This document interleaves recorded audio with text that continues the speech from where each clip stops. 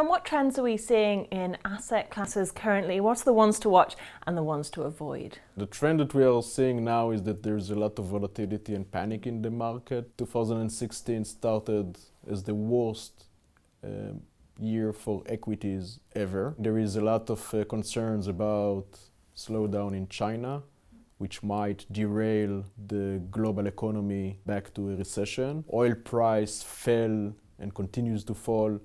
So we thought that it would be a positive on the global economy, but it just went too far, and now people are afraid that this is a sign of a weakening economy. We think it's more of a supply issue, not demand issue, but many people take that as a demand issue. The Fed in the US is struggling whether to continue to raise rates, and the US economy might fall back into a recession at some point. Well, they will fall into a recession at some point because recessions are part of life. The question is when. There is a lot of volatility these days in the market. Equities have just fallen 20%. They might recover if you have a long investment horizon.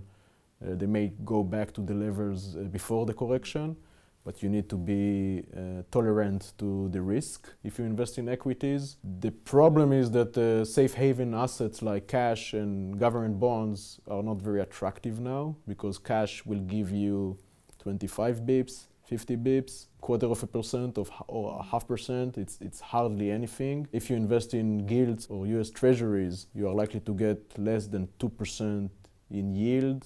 And if yields are going to move up eventually, you are going to make capital losses. So your safe haven assets are not really doing much for you. So you need to take risk. High yield bonds, for example, are quite attractive now because their spreads are now at around 8% and even more in some sectors, especially the commodity sector.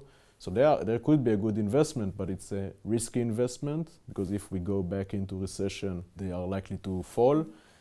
Currencies are interesting asset class because there are a lot of big movements recently. The dollar has strengthened a lot, the yen has strengthened a lot recently.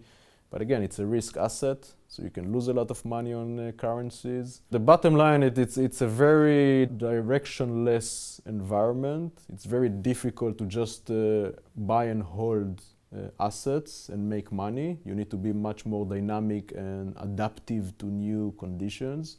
You know, in the 1980s and 1990s, all you needed to do is just buy your equities, buy your bonds, and enjoy a secular rise in both. But these days are probably gone. Since 2000, we had two big bear markets in 2000 and 2008. Then we had a recovery since 2011, but this year it seems that the recovery is losing steam. And in this volatile environment, you have to be much more dynamic and selective how you invest.